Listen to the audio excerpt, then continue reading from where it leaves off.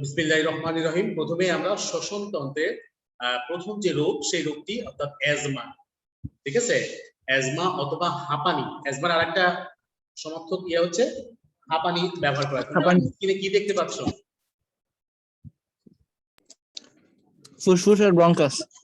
আচ্ছা, ফুসফুস আর ব্রঙ্কাস দেখতে পাচ্ছি। আচ্ছা, আর কিছু দেখতে পাচ্ছি না? শ্বাসনালী। আমরা এক কথাই বলে দিই, আমরা একটা শ্বসন তন্ত্রে বেশ কয়েকটা অর্গান একসাথে দেখতে পাচ্ছি, যদিও নাসারন্ধ্রটা এখানে ওইভাবে দেখতে পাচ্ছি না।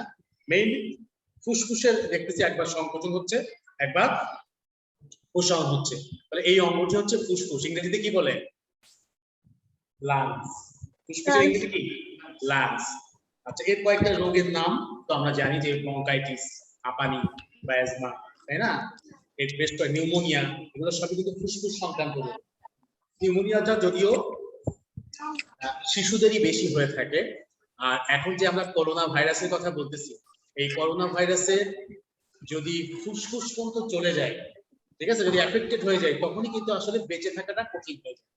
যদি আমরা আগে থেকে এটাকে কিছুটা হলেও প্রিভেন্ট করতে পারি ঔষধ দিয়ে, অথবা সৃষ্টিকর্তা যদি মনে করে যে না ঠিক আছে যদি রেখে যায় তাহলে ভালো, নিয়ে গেলে তো ফুসফুসের সমস্যার কারণে কিন্তু আসলে কিন্তু মৃত্যুর হারটা বেশি হয়ে যাচ্ছে, ড্যামেজটা বেশি হয়। তাহলে চলো শ্বাসনালীর বেশ কয়েকটা রোগ সম্পর্কে আমরা একটু জানার চেষ্টা করি। প্রথমে আমরা একটু ব্রঙ্কাইটিস সম্পর্কে শিখে নিই। ব্রঙ্কাইটিস, এর মাধ্যমে আমরা ব্রঙ্কাইটিস সম্পর্কে জানতে পারবো কারণ এবং লক্ষণ, প্রতিকার, প্রতিরোধ। স্যার আমরা কি শ্বাসক্রিয়াটুক পড়বো না? অবশ্যই পড়বো। আমি আগে রোগটা পড়ে নিচ্ছি বাবা, রোগ পড়ে আমরা শেষে পাঠ্য বইয়ে যাব। আগে স্লাইডটা শেষ করে নিচ্ছি। শ্বাসনালীর ভিতরে আবৃত প্রদাহকে আমরা জানি যে শ্বাসনালীর ভিতরে কিন্তু একটা নালী আছে আবৃত করে, ওইটাই যদি প্রদাহ হয়, ঘা হয়, তাই না, ওইখানে যদি সমস্যা হয়ে যায় ওইটাকে বলা হয় ব্রঙ্কাইটিস। ক্লিয়ার? ব্রঙ্কাইটিস কি? শ্বাসনালীর ভিতরে যে শ্বাসনালীর ভিতরে আবৃত পর্দা, এটা কোন জায়গায় লেখা স্যার? হ্যাঁ হ্যাঁ, শ্বাসনালীর ভিতরের ও হ্যাঁ হ্যাঁ, ঝিল্লি দিয়ে আবৃত। আবৃত প্রদাহকে ব্রঙ্কাইটিস বলে। ক্লিয়ার? ওকে। এখন এটা কেন হয়? এর মূল কারণ হচ্ছে অস্বাস্থ্যকর স্যাঁতসেঁতে ধূলিকণা মিশ্রিত ধোঁয়াময় পরিবেশে যদি আমরা থাকি, ঠিক আছে, এই পরিবেশে থাকলে এটার সম্ভাবনা বেশি থাকে, এবং যাদের রোগ প্রতিরোধ ক্ষমতাটা কম, ঠিক আছে, তাদের এই ব্রঙ্কাইটিস হওয়ার সম্ভাবনা বেশি। এছাড়া আরো অন্যতম আরেকটা কারণ হচ্ছে ধূমপান। আচ্ছা, যারা যুক্ত আছে আমি একটু তাদের সাথে একটু ইয়ে করে নিই। জাফিন শাহ আছে, ঐশ্বর্য আছে, রাফিয়া জাহিন, নাকিব ইর্তেজা, সাকিব যুক্ত হইছে, ঐশ্বর্য, সৌমিক ভট্টাচার্য, সোয়া ঘোষ এবং সিয়ানুদ্দিন খান।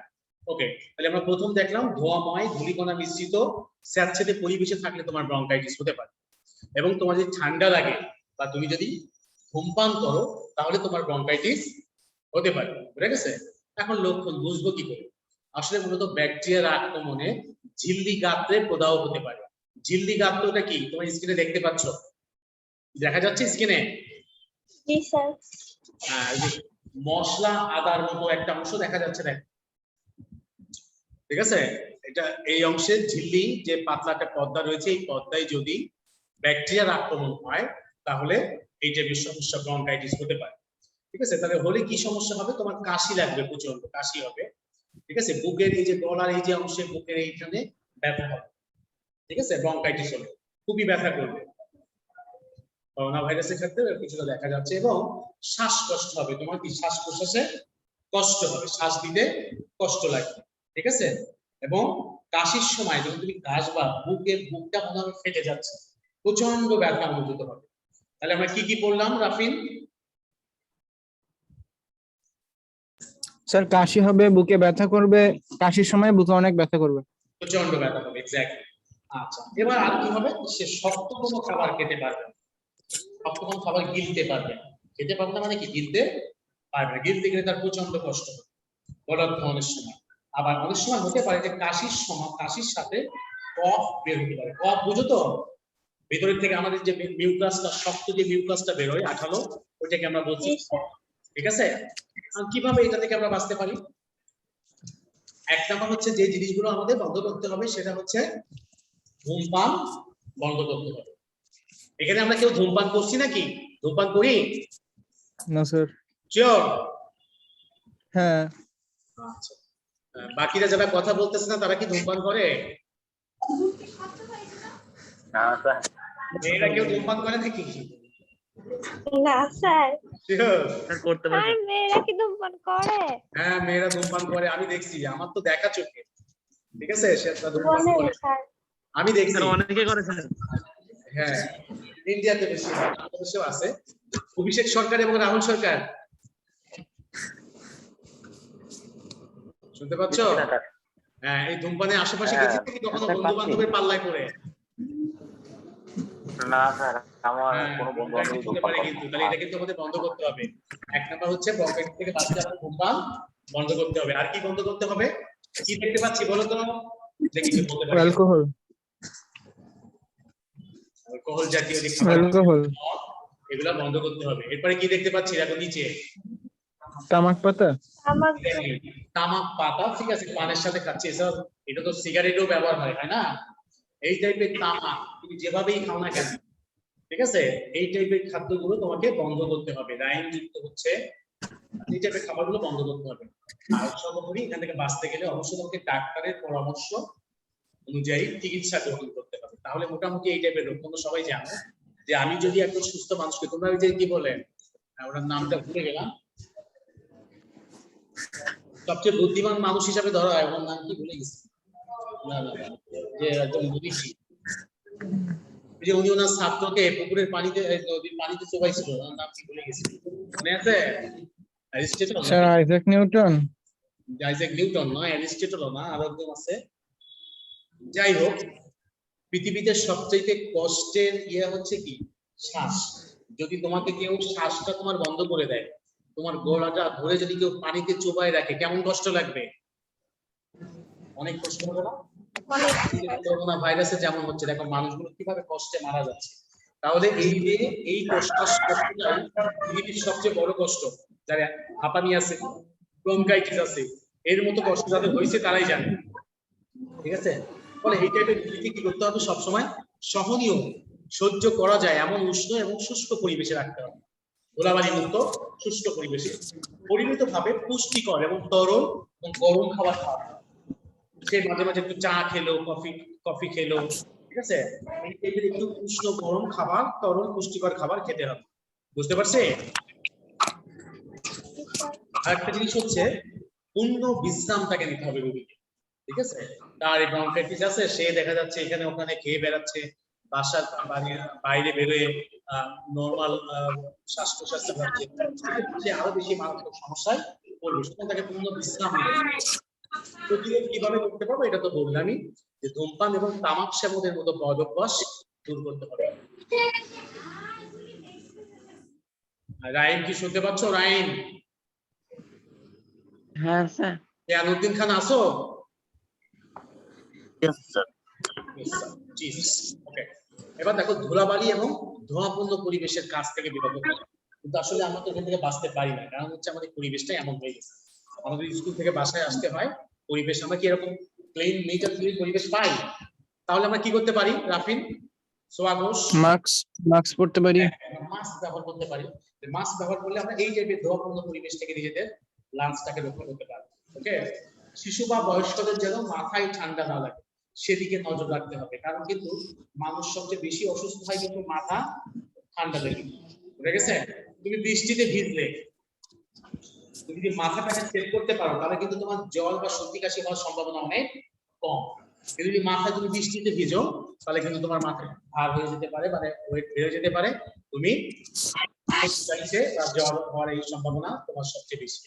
তাহলে আমরা ব্রঙ্কাইটিস কাকে বলে বুঝতে পারলাম? ফুসফুসের ভিতরে যে আবৃতকারী পর্দা, প্রদাহকে আমরা ব্রঙ্কাইটিস বলবো, ঠিক আছে? কিসের আক্রমণে ঝিল্লি গাঁথতে প্রদাহ হতে পারে? ভাইরাস নাকি ব্যাকটেরিয়া? ব্যাকটেরিয়া। এক্স্যাক্টলি, এটা কিন্তু একটা ব্যাকটেরিয়া জনিত রোগ। ব্রঙ্কাইটিসের দুটি কারণ বলো তো কেউ একজন? ধুলাবালি যুক্ত পরিবেশে বসবাস করা, ধূমপান করা। এক্স্যাক্টলি। আচ্ছা, কিভাবে ব্রঙ্কাইটিস প্রতিরোধ করতে পারি? ধূমপান ত্যাগ করতে হবে, আর কি ধুলাবালি যুক্ত পরিবেশে না যেতে হবে। হ্যাঁ না, যে যে ধুলাবালিমুক্ত পরিবেশ থেকে নিজেকে রক্ষা করতে হবে। আচ্ছা, এর প্রতিরোধের কোনো উপায় আছে আর এই দুইটা বাদে? বৃষ্টিতে ভিজলে যেন মাথায় পানি না লাগে সেটা খেয়াল করতে হবে। আচ্ছা, একটু উষ্ণ তরল খাবার খেতে হবে, পুষ্টিকর, তাই না? নিজেকে একটু উষ্ণ পরিবেশে রাখতে হবে, মাথা সবসময় আবৃত করে রাখতে হবে। আশা করি বুঝতে পারছি। আচ্ছা, এখন যদি আমি কাকে বলবো, সিয়ানুদ্দিন খান, শুনতে পাচ্ছ? তোমার জন্য স্ক্রিনে আমি একটা প্রশ্ন ছড়েছি, তুমি বলো তো এই প্রশ্নটার উত্তর, মানে এই প্রশ্নের ইসে তুমি কি করতে পারো, কিভাবে তুমি সচেতনতা তৈরি করতে পারো ধরো তোমার এলাকায়? স্যার এখনকার সময় আর কি বলবো, লকডাউন। মানে তুমি বাড়ি থেকে বেরোবা না? Yes sir, lockdown. একটা এখন প্রশ্ন বেরোতে হবে, লকডাউন, ঠিক আছে। আর সমাধান হচ্ছে নাপা এক্সট্রা। হ্যাঁ, আর সমাধান হচ্ছে গোপন অস্ত্র নাপা এক্সট্রা। আচ্ছা, নাপা এক্সট্রা সম্পর্কে কিছুদিন আগে তোমরা নিশ্চয়ই একটা প্রতিবেদন করেছো। আসলে ডাক্তারি বা কারো পরামর্শ ছাড়া এটা খাওয়া ঠিক না, বুঝে গেছে? যাই হোক, এটা এখন তো ব্যান হয়ে গেছে, আসলে মনে হয় নাপা এক্সট্রা তো পাওয়া যাচ্ছে না এখন। সবই ঠিক আছে, আমি বলেছি ওটা, তুমি তো প্রতিকার বলতেছো, আমি বলেছি প্রতিরোধ। হয়ে গেলে হবে না, হওয়ার আগে কি কি করবো? তুমি তো হয়ে গেছে তাই নাপা এক্সট্রা খাবা। প্রতিকার আর প্রতিরোধের মধ্যে পার্থক্য আছে না? Yes sir. আচ্ছা, ঠিক আছে। যাই হোক, সভা সিম্পোজিয়াম করতে পারি, মানুষের কাছে এই যে লিফলেট বিতরণ করতে পারি, সচেতনতার মাধ্যমে আমরা এগুলো মানুষকে সচেতন না করলে তো মানুষ বুঝবে। আচ্ছা, যাই হোক, আমরা এইটা করে ফেলাম। এবার আসো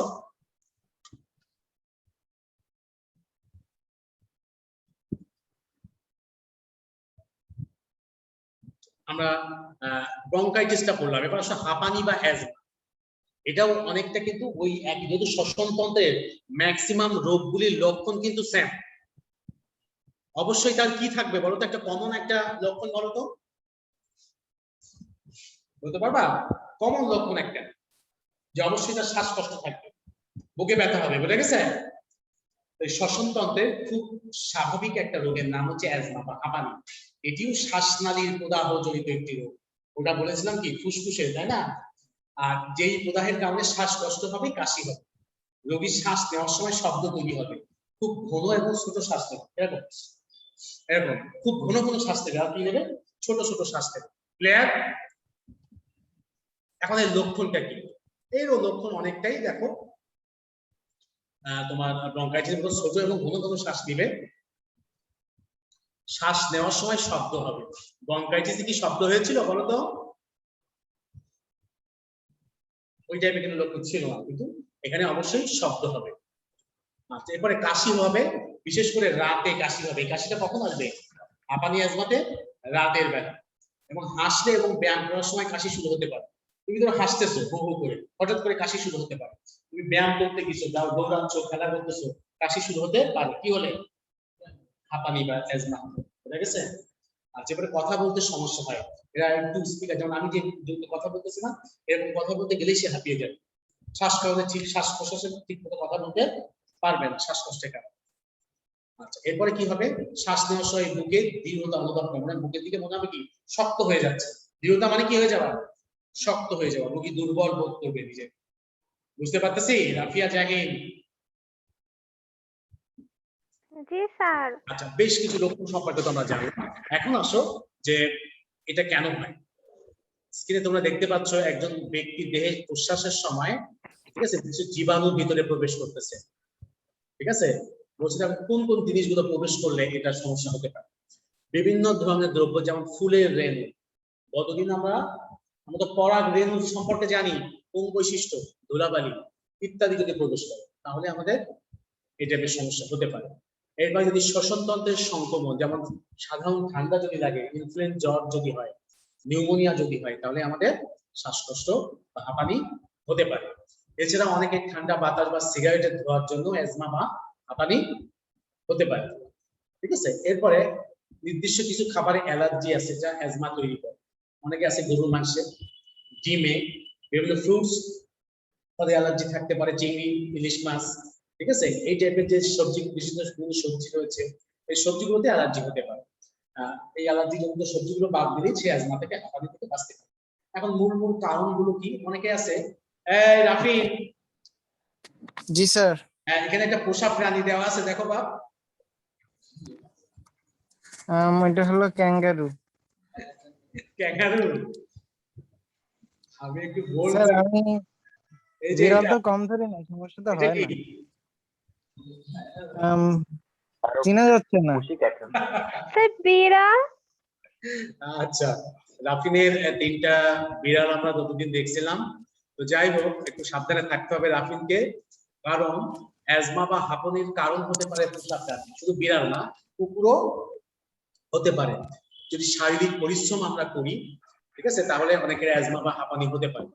ফুলের পরাগরেণুটা ফুল নাকে দিয়ে শুকবে, তাই না? তো সেক্ষেত্রে এই রেণু যদি নাকে চলে যায় তাহলে অ্যাজমা বা হাঁপানি হতে পারে, ফুলের পরাগ যদি চলে যায়। বিভিন্ন পোকামাকড়, তেলা পোকা, ঠিক আছে, এবং অনেক সময় যে একটা সার পোকা, এই টাইপের কারণে অ্যাজমা হতে পারে। এরপরে হচ্ছে মানসিক প্রেশার যদি কেউ নেয় হঠাৎ করে, সারা বছর পড়েনি, পরীক্ষা দিয়ে দিল, মামুন স্যার বললো সামনের সপ্তাহে ফাইনাল পরীক্ষা হবে, তাহলে কি হবে?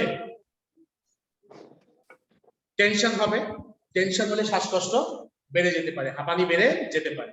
অতিরিক্ত রাগ যদি করো, ঠিক আছে, আম্মু গেম খেলতে দিচ্ছে না, সরকার গেম বন্ধ করে দিছে, যদিও ভিপিএন আছে, যাই হোক রাগ হতেই পারে, তাই না? এই অতিরিক্ত রাগের কারণে আমাদের কি হতে পারে? হাঁপানি হতে পারে। কলকারখানার ধোঁয়ায় হাঁপানি হতে পারে।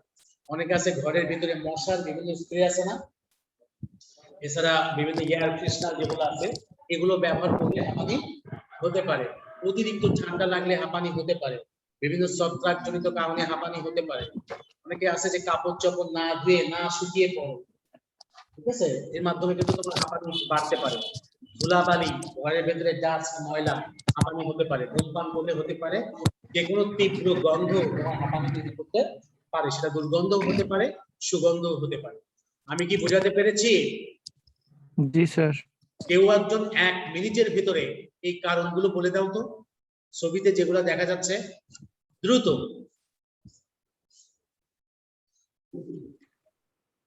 বলবা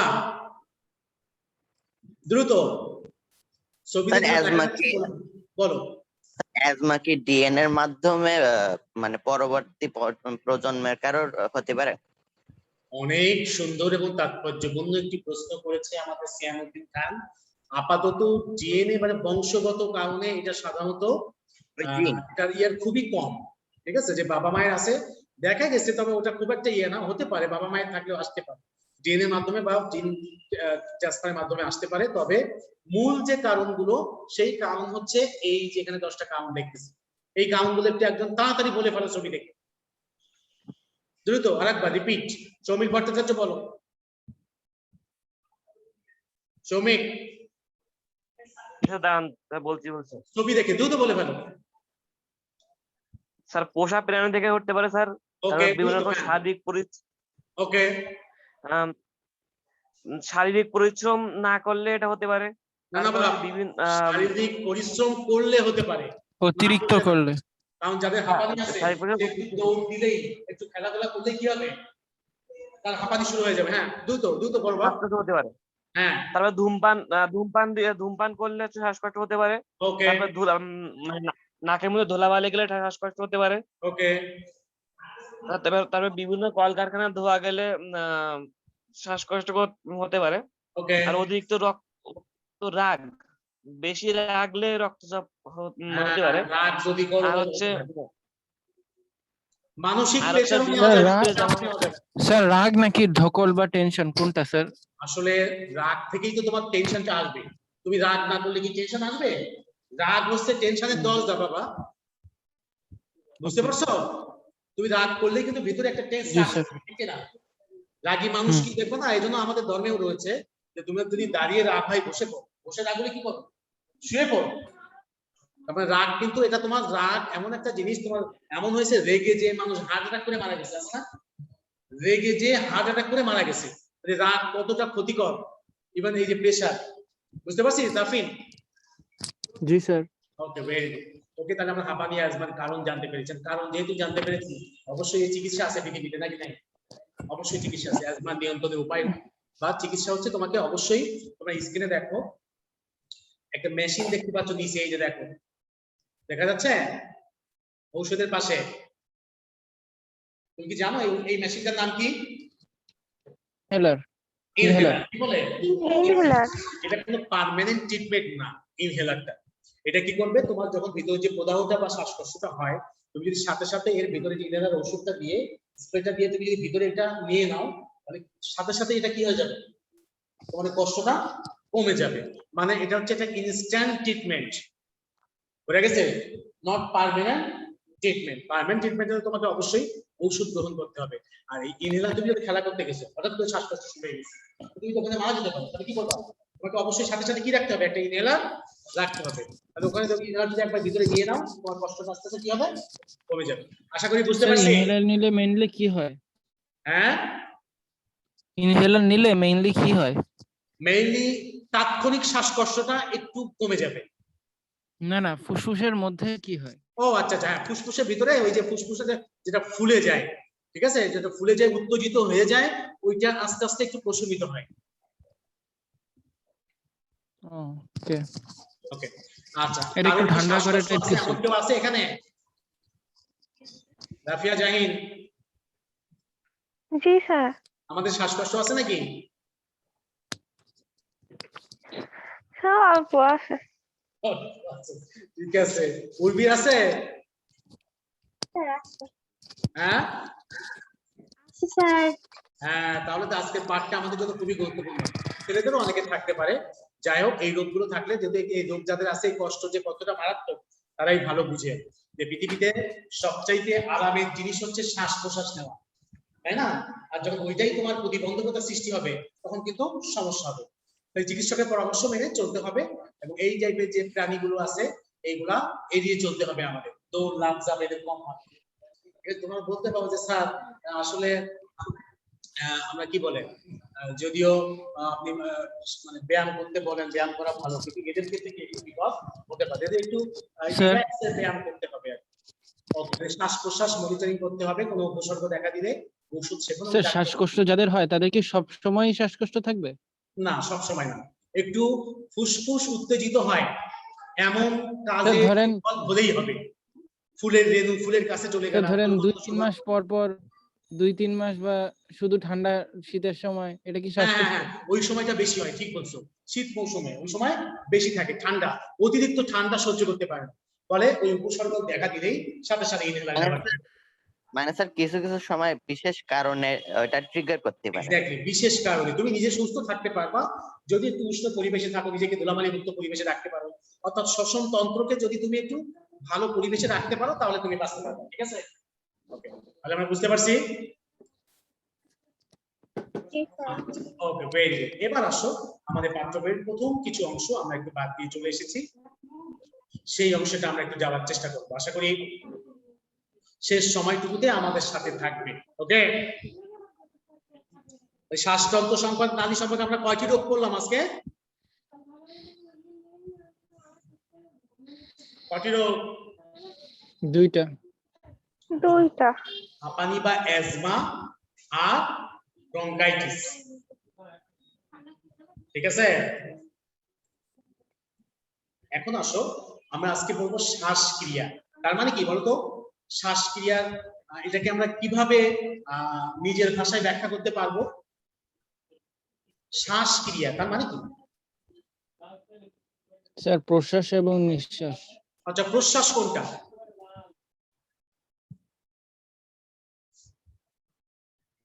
বলো, প্রশ্বাস কোনটা? আমরা গ্রহণ করি। হ্যাঁ, গ্রহণটা কি হবে?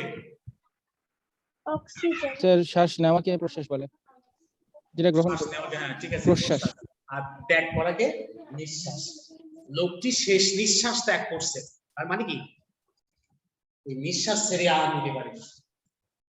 তোমাকে প্রশ্বাস নিলে অবশ্যই প্রশ্বাসকে ভেতরে রাখতে পারবা। প্রশ্বাস নিলে, ঠিক আছে, মরে যাওয়ার সময় ওই ওটা তোমার বের হয়ে যায়, আর নিতে পারবা, কিন্তু প্রশ্বাস নিলে সেটা বের হবে। ভেতরে কি রাখতে পারবো আমি? শ্বাস ত্যাগ করছে, কার্বন ডাইঅক্সাইড। হ্যাঁ,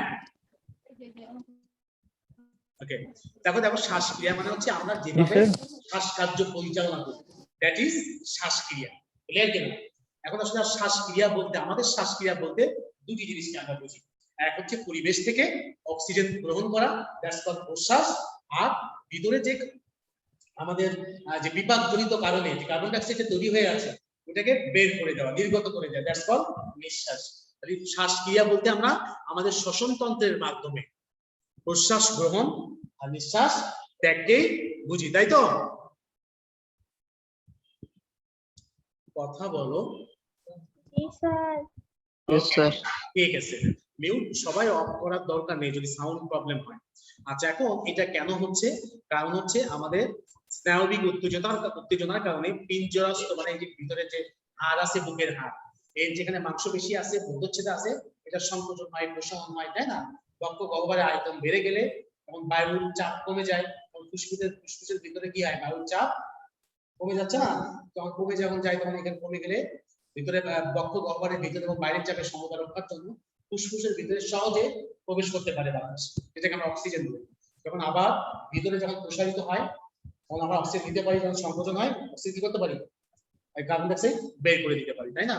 এরকম অক্সিজেন গ্রহণ এবং কার্বন ডাই অক্সাইড ত্যাগ নিঃশ্বাস রূপে বাইরে বের হয়ে যায়, এভাবেই প্রতিনিয়ত শ্বাসকার্য চলতে থাকে এবং এটাকে আমরা বলি বহিঃশ্বসন। কি বলি? বহিঃশ্বসন। বহিঃশ্বসন। স্ক্রিনে তোমরা একটা ছবি দেখতে পাচ্ছ, দেখো এই ছবিটা কি কেউ একটু ব্যাখ্যা করতে পারবা? গ্যাসীয় বিনিময়, শ্বাস গ্রহণ এবং শ্বাস ত্যাগের একটা ছবি দেখতে পাচ্ছ? জি স্যার। গাছপালা যে অক্সিজেন ছেড়ে দিচ্ছে পরিবেশে, আমরা কি করতেছি সেটা গ্রহণ করছি। প্রশ্বাস হিসাবে গ্রহণ করতেছি। তখন বক্ষ প্রসারিত হচ্ছে, কি হচ্ছে, বুকটা প্রসারিত হয়ে যাচ্ছে, মানে ফুসফুস।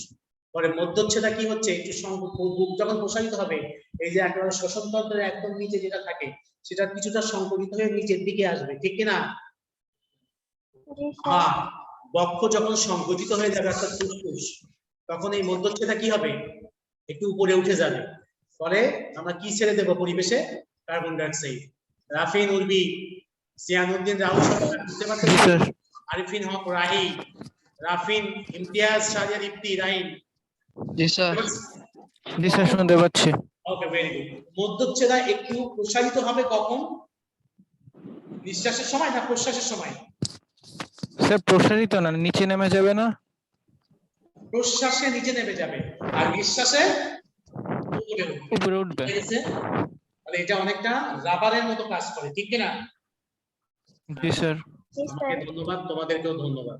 এবার আসো গ্যাসীয় বিনিময়। আমি একটু আগেই বললাম, প্রশ্ন যদি আসে what do you mean by গ্যাসীয় বিনিময়, ট্রান্সফিউশন অফ গ্যাস বলতে তুমি কি বুঝো? আসলে গ্যাসীয় বিনিময় বলতে আমরা বুঝি অক্সিজেন এবং কার্বন ডাই অক্সাইডের বিনিময়। এই স্যার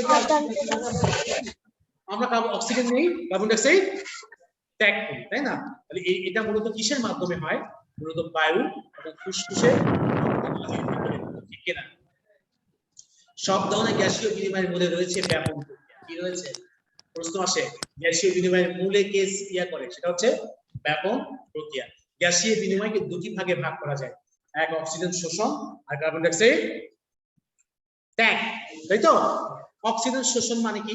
আমরা অক্সিজেন আমরা জানি যে ফুসফুসের যে বায়ুথলি রয়েছে দ্যাটস কল্ড অ্যালভিওলি, ঠিক আছে? এটা কি হয়, অক্সিজেন ব্যাপন প্রক্রিয়ায় রক্তে প্রবেশ করে। ফুসফুস থেকে ধমনী রক্তে অক্সিজেন প্রবেশ করার পর রক্তে অক্সিজেন দুভাবে প্রবাহিত হয়, সামান্য পরিমাণ অক্সিজেন রক্ত রসে জমে গেলে হয়, আর ম্যাক্সিমাম বেশিরভাগ অক্সিজেন কি হয়, হিমোগ্লোবিনের সাথে যৌগ তৈরি করে। আমরা জানি যে যৌগটা তৈরি হয় অস্থায়ী যৌগ। আমরা যখন বাসে উঠি সারা জীবন কি বাসে বসে থাকি নাকি স্টেশনে আসলে কি নেমে যায়? ঠিক অক্সিজেনটা ঠিক তেমনই, কিছুক্ষণের জন্য হিমোগ্লোবিনের সাথে যুক্ত থাকে, তারপরে আবার যৌগটা কি হয়ে যায়, ভেঙে যায়। অস্থায়ী যৌগ এই জন্য বলতেছে। হিমোগ্লোবিন তৈরি হয়, এটা আবার মুক্ত হয়ে অক্সিজেন রূপে সারা দেহে প্রবাহিত হয় রক্তের মাধ্যমে, এবং হিমোগ্লোবিনটা আবার আলাদা হয়ে যায়।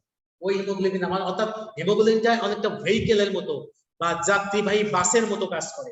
বুঝতে পারছি বাপ? জি স্যার। জি। এবার দেখো কার্বন ডাই অক্সাইডের পরিবহন কিভাবে হয়।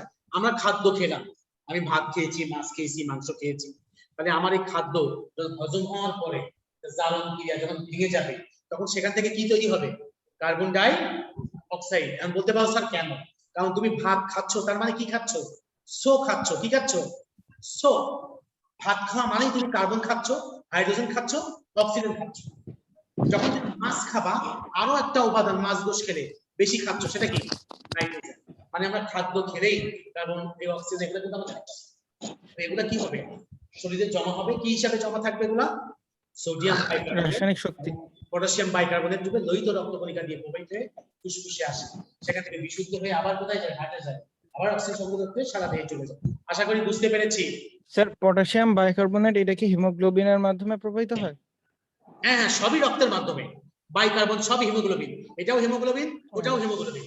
অক্সিজেনও হিমোগ্লোবিন, কার্বন ডাই অক্সাইডও হিমোগ্লোবিন।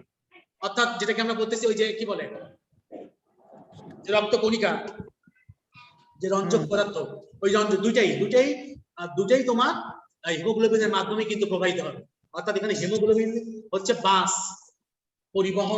পরিবাহকের ন্যায় কাজ করে। মনে করো তুমি সাঁতার কাটতে পারো না, তোমাকে যদি একটা কলা গাছ দিয়ে দিই পুকুরে, তাহলে তুমি ভেলা হিসাবে ব্যবহার করতে পারবে না। তাহলে জি, এখানে স্যার। অক্সিজেন আর কার্বন ডাই অক্সাইড ভেলা হিসাবে হিমোগ্লোবিনকে ব্যবহার করে। আন্ডারস্ট্যান্ড? জি স্যার। জি স্যার। আশা করি আমরা বুঝতে পেরেছি। এরপরে অক্সিজেন এবং কার্বন ডাই অক্সাইডের দুটি পরীক্ষা রয়েছে, এই পরীক্ষা দুটি তোমরা একটু পড়ে ফেলো, ঠিক আছে? খুবই সহজ। স্যার এটা কি চুন দিয়ে? হ্যাঁ, এটা কি চুন দিয়ে করছে? চুন দিয়ে হতে পারে, তুমি ফু দিলেও হতে পারে। আমাদের ধর্মে কিন্তু রয়েছে, তুমি যখন পানি পান করবে তখন অবশ্যই তোমার নিঃশ্বাসটা পানির গ্লাসের মধ্যে ফেলা যাবে না। জানো এটা? পানি খাওয়ার সুযোগ আছে, কিন্তু তুমি পানি পান করবা যখন তোমার নিঃশ্বাস গ্লাসের ভেতরে কি করা যাবে না, ফেলা যাবে না। দেখো কত সায়েন্স এখানে, দেখো। তবে যাই হোক, মোটামুটি আজকে আমরা শ্বসন তন্ত্রের দুটি রোগ এবং শ্বাসক্রিয়া সম্পর্কে জানি। ওকে, আজকে উর্বি শুনতে পাচ্ছ? উর্বি, জি স্যার।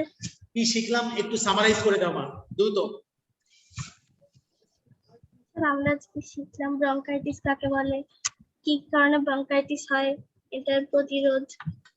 ওকে, ব্রঙ্কাইটিস এবং অ্যাজমা। আর কি শিখলাম? প্লাজমাও শিখলাম। জি স্যার।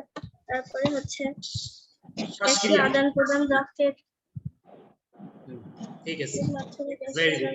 আচ্ছা সাকিব, একটু কথা বলো তো বাপ। সাকিব, কণ্ঠ মোবারকটা একটু শুনি বাপ। জি, কণ্ঠ মোবারক শোনার আগেই লিভ নিয়েছে মনে হয়। ওকে, রাহিল চলে গেছে। হ্যাঁ ভাই, অনেকেই চলে যায়, তাদের সাথে কথা বলতে চাই। রাহিল, বুঝতে পারছি আজকের পাঠ? রাহিল, ইমতিয়াজ, শারিয়ার, ইফতি। হ্যাঁ স্যার। ওকে, রাফিয়া জাহিন, কি শিখলাম আজকে? রাফিয়া জাহিন, জি স্যার। কি শিখলাম? স্যার ওই অ্যাজমা প্রতিকার প্রতিরোধ এইগুলা, তারপরে হচ্ছে ব্রঙ্কাইটিস কি ওগুলো, ওটার নাম স্যার? ব্রঙ্কাইটিস এর ওইটা লক্ষণ। ওকে, আর হ্যাঁ, ওর লক্ষণ প্রতিকার, তারপরে যে শ্বাস প্রশ্বাসের শ্বাসক্রিয়া। ওকে, ভেরি গুড। ঠিক আছে, সকলকে অসংখ্য ধন্যবাদ। আগামী দিন আবারও দেখা হবে, কথা হবে আগামী থেকে। পরবর্তী অনুপমসারি ক্লাসে যুক্ত হও। খোদা হাফিজ। আসসালামু আলাইকুম স্যার। ওয়ালাইকুম আসসালাম। আসসালামু আলাইকুম স্যার। ওয়ালাইকুম আসসালাম। আসসালামু আলাইকুম।